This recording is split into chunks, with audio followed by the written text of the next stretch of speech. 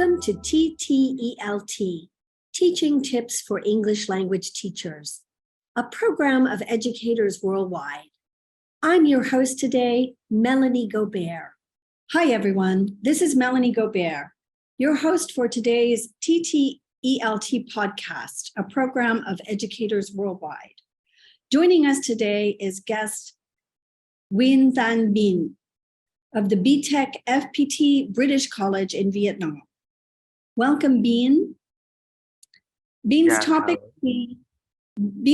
will be English learning via social networking sites. First of all, what is the rationale for using sites, social media sites, to learn English? Okay, about the rationale for us to learn English through social network.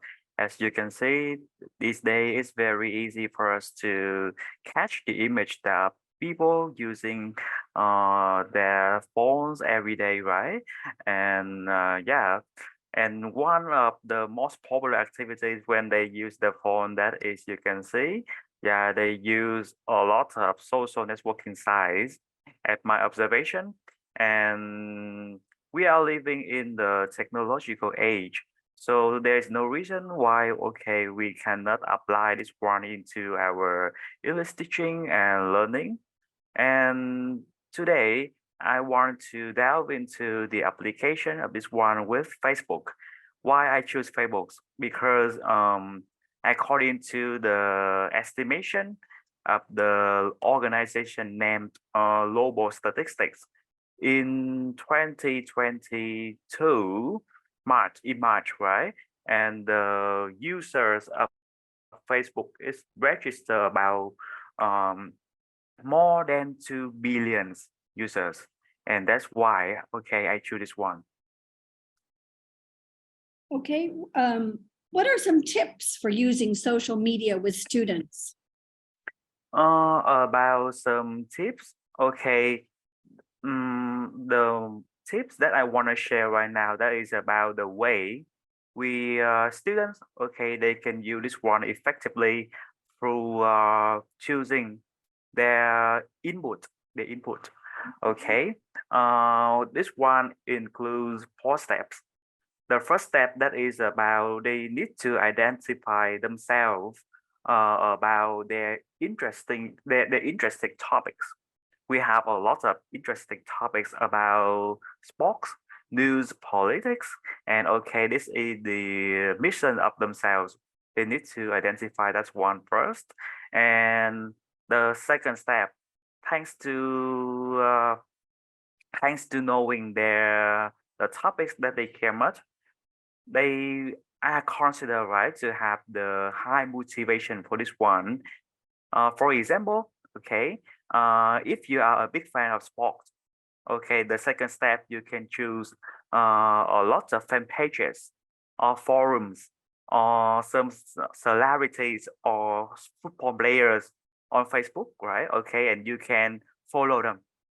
Step number 3, okay, when you follow them, right, as of course, okay, for sure, those are fan pages and football players, they often update their information, and we can learn, okay, for me, okay, four skill, okay, when we follow them every day.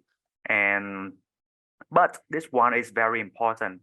Besides following, we need to, okay, have the thing that I so called constant learning when we follow them. That's it.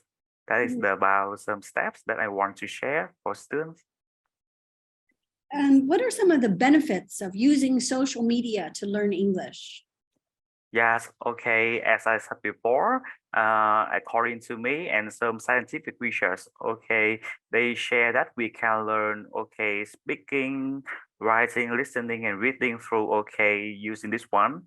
For example, when we can improve our writing, when we observe the way, right, of some fan page writer, right, they develop ideas. Okay, and then we can learn about the writing genres, and reading, for reading and vocabulary.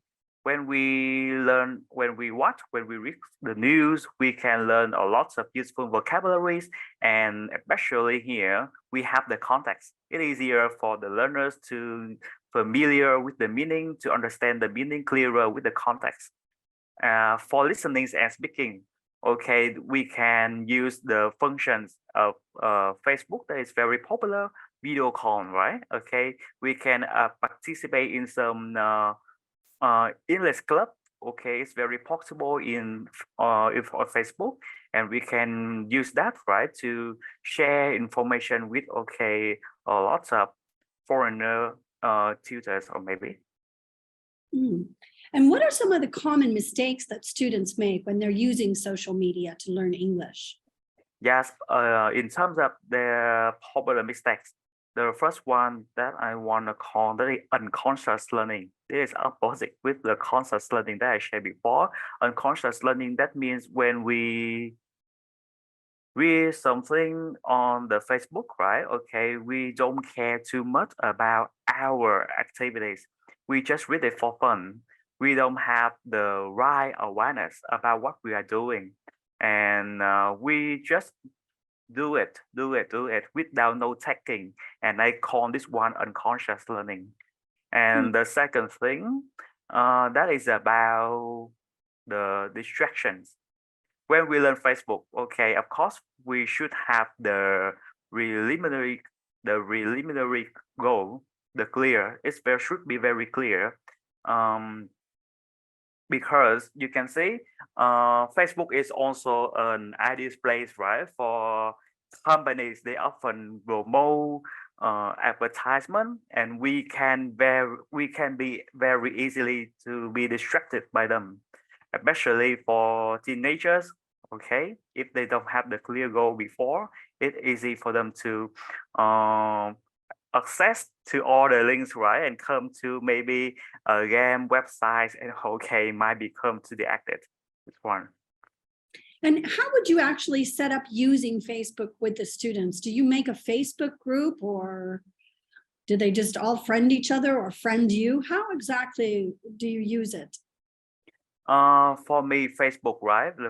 Firstly, if as I said before, when we want to use this one, we should have a clear preliminary goal. And for this one, for English learning, right, the goal, okay, I will try to create a contest according to my interesting topic first. I will try to connect with a lot of fan pages, right? And when I access my Facebook, okay, immediately we can see a lot of things in English related to our interesting topic. Yes. What about this? I've actually noted, I use Facebook, and I actually have noticed that there's a lot of translation capabilities. I even have a friend married to someone from Vietnam, and I can just click translate for his Vietnamese postings. Yeah, okay, it's the dilemma, right? But actually, with our preliminary goal, right? Okay, we should, right? Okay, limit ourselves to do that, right? We can do that when we get the meaning of a vocabulary, and after that we check whether our meaning is correct or incorrect, right? Okay, just use them. Okay, we can use them, but use them smartly. And what about the capabilities of stories and reels on Facebook? I think people can pass a lot of time just looking at those funny reels all the time without necessarily learning any language. Yeah, okay.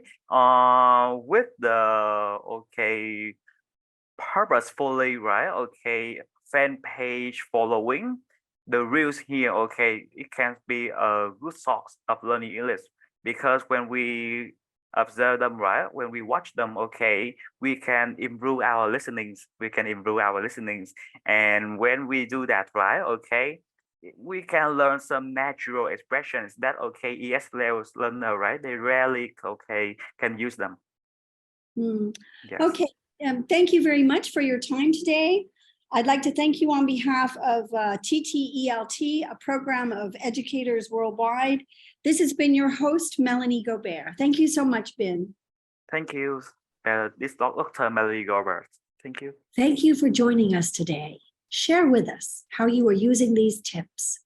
Leave us a comment or voice message on social media or at ttelt.org. Thanks for joining this episode of TTELT, brought to you by Educators Worldwide. Follow, like, and subscribe to TTELT on your social media, and try a new teaching tip today.